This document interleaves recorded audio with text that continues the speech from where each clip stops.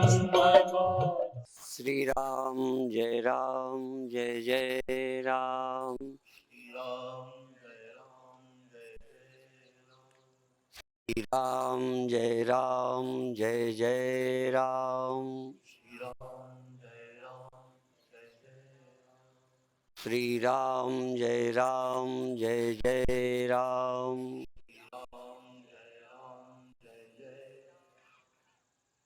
मुझे बहुत प्रसन्नता है, इस सम्मेलन में मैं पहले बार 65 में 65 में आया था, जब पाकिस्तान से युद्ध हो रहा था। युद्ध की समाप्ति हुई और ब्लैकआउट खत्म हुआ था। उस सम्मेलन से शुरू किया है और एक आध वर्ष गैप लगा है, मैं आ रहा हूं। आपका कितने बार गैप लगा है तुम जानो, और कितनी सभाओं में गैप लगाते हो तुम जानो। और मैं देखो बटाला बोलते हुए यहाँ गैप नहीं लगाया, और अब तो यहीं रहना है। महंत जी इस आश्रम और कार्यक्रम के परमाध्यक्ष पूज्य महाराज जी ज्ञानदेव सिंह जी महाराज, जो श्री महंत हैं अखाड़े के, निर्मल संप्रदाय के, उनकी अध्यक्षता में कार्यक्रम चल रहा है। मुझे सचमुच प्रसन्नता है। यह तो मेरी समझ अब ज्यादा बढ़ गई है, मुझे पहले से भी यह कार्यक्रम ज्यादा अच्छा लग रहा है। और इसमें एक से एक चिंतक विद्वान संत अपना विषय रख रहे हैं। आपको कुछ मिलता हो ना मिलता हो, मुझे भी कई दृष्टियों से उस बात को देखने, सुनने, समझने का अवसर मिल रहा है। ये आप जानते हो कि मैं चापलूसी नहीं करता, तो मैं किसी चिंतक की कोई चापलूसी नहीं करता।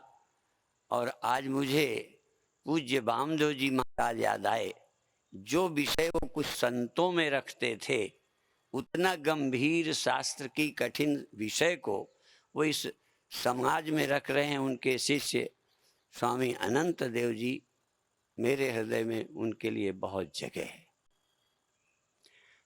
अब मैं एक बात कहना चाहता हूं, क्योंकि मैं शास्त्र नहीं पढ़ा, ये दुर्भाग्य भी है और मेरा सौभाग्य भी है। दुर्भाग्य ये है कि बहुत शब्द मैं नहीं जानता, सौभाग्य इसलिए है कि मैं बहुत कठिनता में नहीं फंसा। उसी बात को मैं युक्ति से, तर्क से, शास्त्र का समर्थन करते हुए सरल व्यक्त करता हूं। मैं कोई ये नहीं है कि शास्त्र नहीं पढ़ा तो मैं दुखी हूं, ये ध्यान रखना। और ये भी नहीं है कि शास्त्र का अभिप्राय क्लियर नहीं है। और ये सौभाग्य है कि शास्त्र की कठिनाई से बचकर उस सत्य को आप तक रख रहा हूं। अयम आत्मा ब्रह्म, यह है आत्मा, और अहम आत्मा ब्रह्म, अहम ब्रह्म। अयम आत्मा ब्रह्म, यह आत्मा ब्रह्म है। अयम शब्द का प्रयोग है, जैसा कि अभी सुन रहे थे, इदं दया, यह इदम, यह करके जो बोला जाता है वो दृश्य विषय के लिए है। यहाँ अयम शब्द का प्रयोग आत्मा की व्यापकता के लिए है। अयम आत्मा ब्रह्म, यह जो यहाँ आत्मा है, यही इसी अंतःकरण में जो ये है, यही ब्रह्म है। और जो भगवान कृष्ण के लिए आता है, सिर्फ इतना है कि हम उनको अवतार कहते हैं। हमारी परंपरा नहीं है कि हर व्यक्ति को अवतार कहा जाए, पर फिर भी ज्ञानियों को भगवान कहा है। और अभी अभी वंदना की, मुझे बहुत अच्छी श्लोक याद नहीं, देखो मैं बता दूं, और मैंने तैयारी भी नहीं की। श्लोक तैयार करने की कोशिश भी नहीं करता, उसका एक आध चावल पकड़ता हूं कि जागते ही प्रातः प्रबोध समय स्वात्मान में व द्वयम, जो प्रबोध समय, उठते ही जागते ही समय, प्रबोध के समय में ही जिस गुरु ने अपनी आत्मा को ब्रह्म रूप से चिंतन किया है, ऐसे दक्षिणामूर्ति को नमस्कार है। अब मैं कह दूं, ऐसे गुरुओं को नमस्कार है जो प्रबोध समय में अद्वय आत्मा का, आत्मा और ब्रह्म के ऐक्य का स्मरण करते हैं। ऐसे सब गुरुओं को प्रणाम है। और तो और यदि ऐसा चिंतन आप करते हैं तो आपको भी प्रणाम है। आप जागते ही प्रबोध समय देहो हम, यह चिंतन चलता है। और ये बन जाए वो बन जाए चिंतन चलता है, बुरा नहीं है।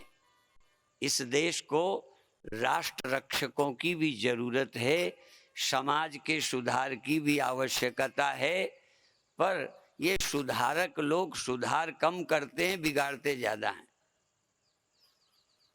ये सुधारकों ने ही देश को बर्बाद किया है और कर रहे हैं, गद्दियों में बैठ के कर रहे हैं। इसलिए जिसके जीवन में अध्यात्म नहीं है वो स्वार्थों से ऊपर उठकर काम नहीं कर सकता। नहीं, युद्ध के समय गीता की क्या आवश्यकता है? कितने बार बोलता हूं कि युद्ध का समय और गीता, क्या आपकी समझ में आती है? ये सब युद्ध करने वाले आतंकी गीता ही पढ़ते हैं। मैं आपसे निवेदन कर रहा हूं कि अध्यात्म आपको सबके लायक बना सकता है, पूजा के लायक, प्रार्थना के लायक, सता के लायक, युद्ध के लायक, सबके लायक बना सकता है अध्यात्म। अध्यात्म नपुंसक नहीं बनाता, हिजड़ा नहीं बनाता, पलायनवादी नहीं बनाता। मैं समझता हूं गीता यहां अर्जुन को सुनाई गई है। अर्जुन कर्तव्य से भाग रहा है, नरक के डर से, नाम, इज्जत, फलाना और हिंसा के डर से, हिंसा के डर से। अभी आप सुन रहे थे, मैं थोड़ा ही सा बोलूंगा पर बहुत कहना चाहता हूं, क्योंकि मेरा एक संकल्प है जो पूरा करना है मुझे। विवर्त, मैं ज्यादा नहीं पढ़ा। विवर्त का सीधा अर्थ इतना है कि सांप रस्सी बिना बदले दिखता है। रस्सी बिना बदले ही सांप दिखती है। चैतन्य बिना बदले, बिना पैदा हुए पैदा हुआ और अनेक सा दिखता है, इसका नाम विवर्त। अजात इसलिए, अजातवाद ही सिद्ध करना है, पर इसलिए सिद्ध नहीं करना क्योंकि आपको जीव की उत्पत्ति, जीव में परिवर्तन, जागना सोना अपरोक्ष अनुभव हो रहा है। इसलिए आपकी खोपड़ी में अजातवाद नहीं धंसता। अजातवाद धंसे, इसके लिए विवर्तवाद आवश्यक है। बिना विवर्त के अजातवाद कोई मानेगा नहीं। अजातवाद के वक्ता को लोग मूर्ख समझेंगे। हुई नहीं, सृष्टि हुई नहीं, जीव कोई है ही नहीं, जीव का उत्पन्न होना संभव ही नहीं, कैसे जमेगा? इसलिए भगवान शंकराचार्य विवर्तवाद की प्रतिष्ठा करके अजातवाद ही समझाना चाहते हैं। ये साधक का स्तर है। मैं कह दूं जागते ही नहीं हो तो कहूंगा जगत दिखना कैसे शुरू हुआ? सोते नहीं हो तो जगत दिखना बंद कैसे होता है? तो इसको मैं यूं बताऊंगा। देखो, आपकी आंख इधर है, मेरी तरफ आपकी आंख है, पीछे वालों को तुम्हें मैं दिखा सकता हूं। और जहां आप अपना पिछला भाग नहीं देख सकते पर दिखा सकता हूं। एक शीशा पीछे लगाऊंगा जिसमें आपके पिछले हिस्से की छाया बनेगी, और एक आगे शीशा लगाऊंगा जो पिछले वाले शीशे को इधर लेगा, मैं इस भाग को देख सकता हूं। तो मैंने डायरेक्ट देखा, मैंने देखा या किसी और ने देखा? अपने पीछे वाले सिर का दृष्टा कौन? बोलो, एक बार कहो मैं। अब मैं कहूंगा यदि डायरेक्ट आप ही देखते हो तो हमने पिछला शीशा हटा गया, आपका क्या छीना है? क्यों नहीं देखते? सर्व का दृष्टा एक ही चैतन्य है, अनेक चैतन्य नहीं है। पर प्रश्न ये है कि यदि अनेक नहीं तो ये मैं देखता हूं, वो मैं क्यों नहीं देखता, ये प्रश्न। और सदा क्यों नहीं देखता?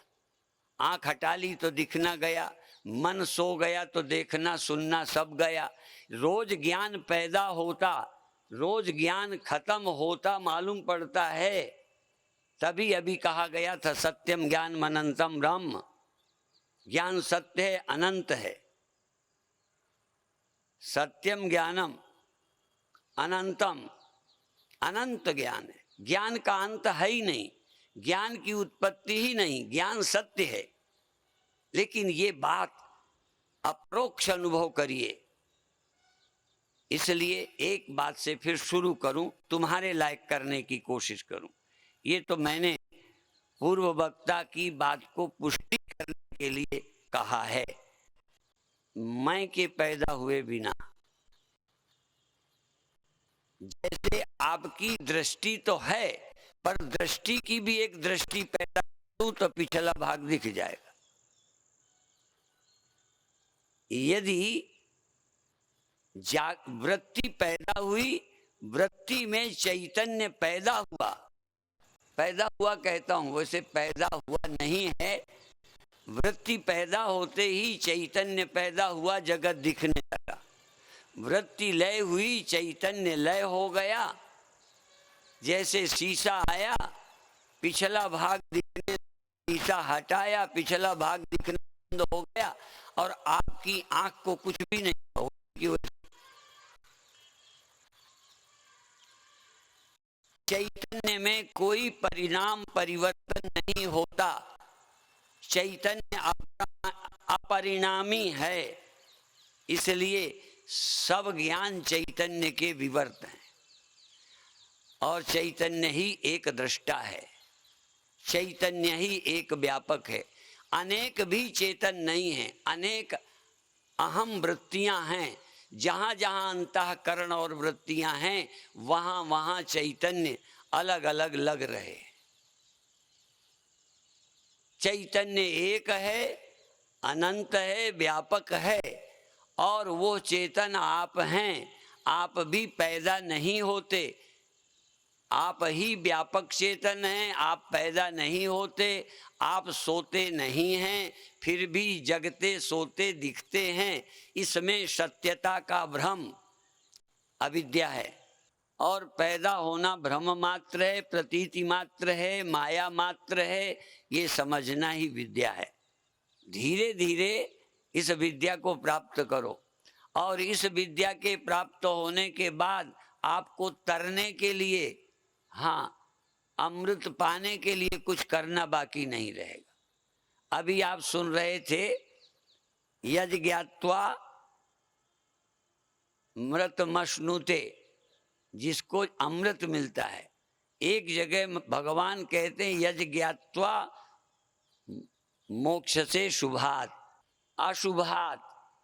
जितना अमंगल है, मर जाना, बिगड़ जाना, नरक जाना, ये जितना अमंगल है, अशुभ, इससे छुट्टी हो जाती है यज ज्ञात्वा। मोक्ष से अशुभात, अशुभ, अमंगल, अकल्याणकारी, दुखदाई, मृत्यु, इन सब अमंगलों से छूट जाता है जिसको जानकर। तुम बधाई के पात्र हो जो धैर्य से इस वेदांत सम्मेलन में बैठकर सुनते हो। कुछ बातें, कुछ शब्द तो मुझे कठिन लगते हैं विद्वानों के, तो पंजाबियों को सरल लगे जरा कठिन ही है। जिनका अब हिंदी से भी ज्यादा गहरा संबंध नहीं रहा, संस्कृत से तो है ही कहाँ। फिर भी बधाई के पात्र हो, क्योंकि मेरे कई कार्यक्रमों में विदेशी आते हैं जिनको हिंदी से भी कोई मतलब नहीं है, रसिया के तो इंग्लिश भी नहीं जानते। अभी एक कैंप है जो आएंगे, वो तो बहुत बधाई के पात्र हैं। जैसे तुम मंदिर जाते हो ना, प्रतिमा बोलती नहीं, हंसती नहीं, कुछ कहती नहीं, आशीर्वाद देती नहीं, आप अपनी ही भावना से आशीर्वाद ले आते हो, अपनी भावना से उनसे बात कर लेते हो, दर्शन का आनंद लेते हो, ले लेते हो। क्या कमाल है। तो यदि विदेशी संतों के पास ऐसा कर लेते हैं तो समझो वो मंदिर ही आए हैं।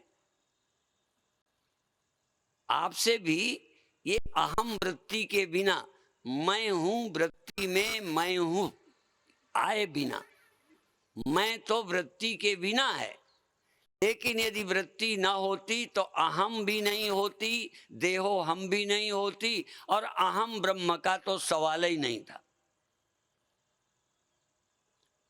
यदि बिना वृत्ति के उपदेश होता तो सोए पुरुषों को हम करते। यदि इस तरह कोई अंतःकरण की सूक्ष्म पवित्र इन वृत्तियों से संबंध न होता तो हम किसी जानवर को समझा चलते।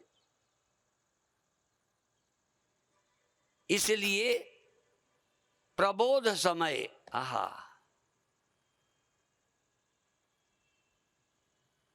जो स्वात्मानम अद्वयम, अपनी अद्वय आत्मा का स्मरण करता है, जो जागकर प्रबोध समय, मैं के आने पर देहो हम नहीं, कम से कम चैतन्यो हम, चैतन्य के बिना देहो हम संभव नहीं है। क्या गहरी नींद में देहो हम आप सोच सकते हो? सोच लो तो 1-1 रुपया इनाम कल सुबह की सभा में दूंगा।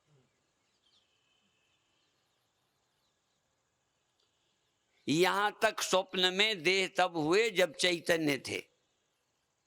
देहो हम इस ज्ञान के लिए अहम अस्मि, अहम वृत्ति आवश्यक है देहो हम के लिए। अहम वृत्ति आधार है सब ज्ञानों का। जितने ज्ञान अभी तक हुए हैं अहम वृत्ति के अधीन हैं। देहो हम, कोई भी ख्याल आया, धनी हूं, गरीब हूं, पापी हूं, पहले मैं हूं तो पापी हूं। मैं वृत्ति चली गई तो पापी नहीं हो सकते। ना नींद में हो सकते हो, ना समाधि में हो सकते हो, और बोध के समय तो कहना ही क्या है। प्रातः काल मैंने कहा था, जो व्यक्ति क्षण भर भी क्षणम ब्रह्मा हमस्मीति यह कुर्यादात्मचिंतनम तन महापातकम हंति, क्योंकि महापातक अहम वृत्ति के अधीन हैं, और अहम वृत्ति देहो हम, इंद्रियों हम के साथ जुड़ती है, तो आप पापी बने हो, तो मरने वाले बने हो, स्वार्थी बने हो, भोगी बने हो। यदि अहम ब्रह्म व्यापक हो, तुम्हारे सिवा कुछ नहीं, तो करोगे कैसे पाप? कैसे मरोगे? कैसे जन्मोगे? इसलिए अहम ब्रह्म का बोध न होना ही देहो हम का जनक है, और देहो हम का जनक है सहज अंतःकरण के परिणाम में रजोगुण तमोगुण, जो किशोर दास जी कह रहे थे। तमोगुण में आप सोए होते हो, रजोगुण में आप स्वप्ना स्वयं रच लेते हो। रजोगुणी करता है, रचता है, बनाता है, शतोगुणी रचे रचाए को भोगता है। जागृत अवस्था में रचे रचाए विषयों का भोग करते हो, स्वप्न में सृष्टि की रचना करते हो, और सुषुप्ति में तमोगुण में सबका श्रृंगार हो जाता है। अब अहम वृत्ति का लय हो जाए ये कोई बहुत महत्व नहीं है, इसलिए हम निर्विकल्प समाधि को भी ज्यादा महत्व नहीं देते। अहम वृत्ति का लय सुषुप्ति में हो जाता है, लगभग मुक्ति जैसी है। अहम वृत्ति कल्पना के देह आदि का सृजन करके काल्पनिक सुख भोगों में रमता है, रजोगुण है। और जागृत अहम वृत्ति में देहो हम जीने का आनंद मानता है। देह हो इसीलिए जी रहे हो कि आत्मा हो इसलिए जी रहे हो? कितने लोग जानते हैं कि मैं जिंदा हूं?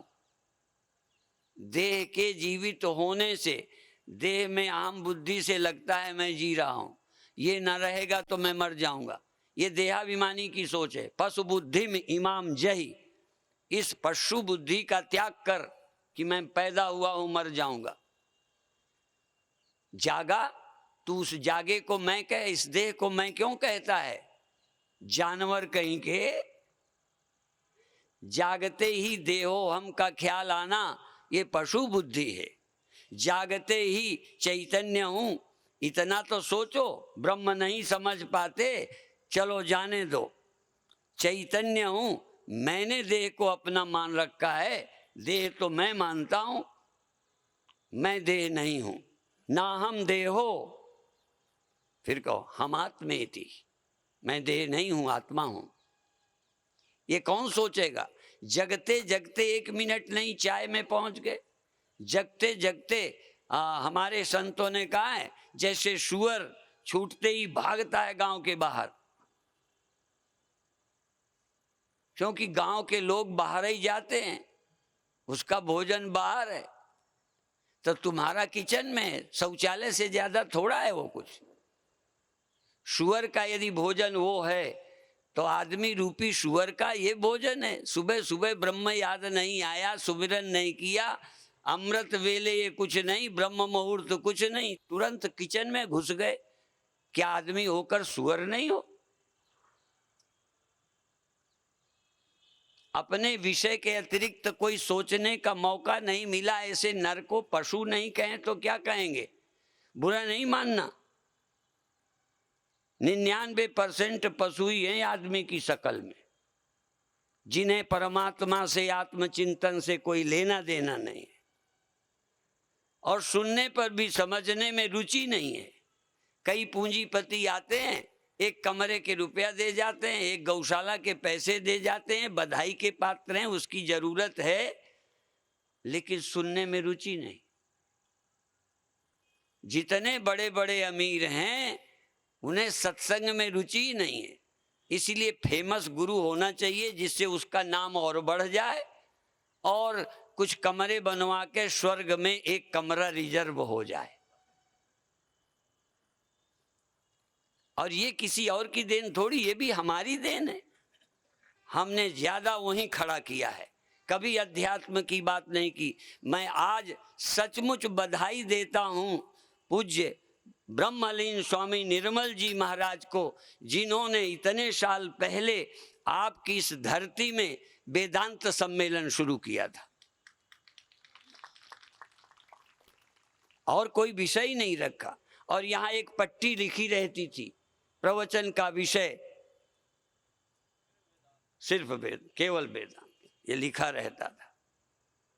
और से नफरत नहीं थी, देश से नफरत नहीं है, पुण्यात्माओं से नफरत नहीं है, देशभक्तों से नफरत नहीं है, बल्कि देशद्रोहियों से थोड़ी नफरत है। प्यार सबसे है, पर आखिर यह भी एक सम्मेलन अपनी विशेषता रखता है। जो कोई नहीं बताता वो यहां बताया जाता है। इसका मतलब किसी से विरोध नहीं। यदि तुम बीमार हो, हॉस्पिटल जाते हो, तो मैं नाराज होऊंगा? क्यों नाराज होऊंगा? उसकी भी जरूरत है। यद्यपि यहां हॉस्पिटल भी खुला कि लोग इलाज करा लें, उसकी भी जरूरत है।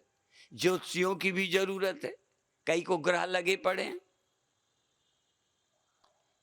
जादू मंत्र टोना की जरूरत है। स्वामी अनंत देव जी ने कहा ये वेदांत मंच उस अमृत की बात नहीं करता जो जादू टोनों से मिलती है। बात बढ़िया बढ़िया लगती है, मुझे तो बड़ा मजा आता है सुनने में। सुन करके हृदय खुश हो जाता है, गदगद हो जाता है। आपका चाहे ना होता हो, पर मैं बताऊं, संकट आ जाए उसका इलाज करो, शरीर है, लेकिन ब्रह्म चिंतन रोज करो।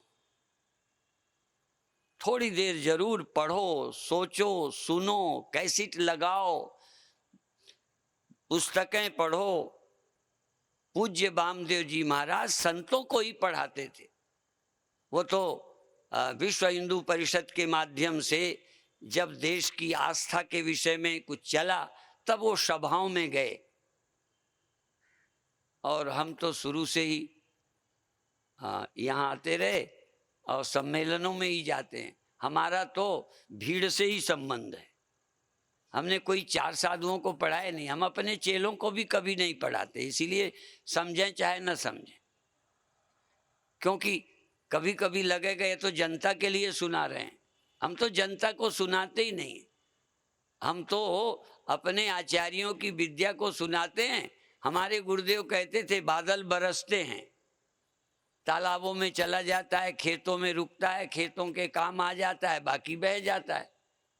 यदि इसमें से 10-50 खेत की तरह मेरी वर्षा ले लेंगे और कुछ पहाड़ की तरह बह जाने देंगे तो मेरा क्या घिस गया। इसलिए हम भीड़ में सुनाते हैं। हम कहाँ से छांटते फिरें, हमें तो अकल भी नहीं कि पहले छांट लें। सुना करके अंदाज लग जाएगा, छट जाएंगे। अपन तो छांटना नहीं जानते, ठीक है। तो ये मैं वृत्ति, और मैं वृत्ति पैदा होती है। मैं वृत्ति में अहम जागृतोष्मी, मैं जागा हूं। ये जागा हूं कि जागे थे। अब देखो, आपके सच्चे मैं में जागा हूं पता ही नहीं।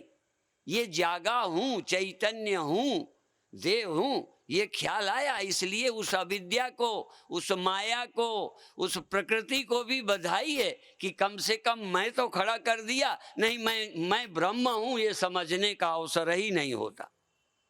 बल्कि परमात्मा को भी होश आया, जैसे वो भी बेहोश ही रहता है। एको हम स एकाकी न रमते, उसे अकेलेपन में अच्छा नहीं लगा। एको हम बहुत श्याम करके खड़ा कर लिया।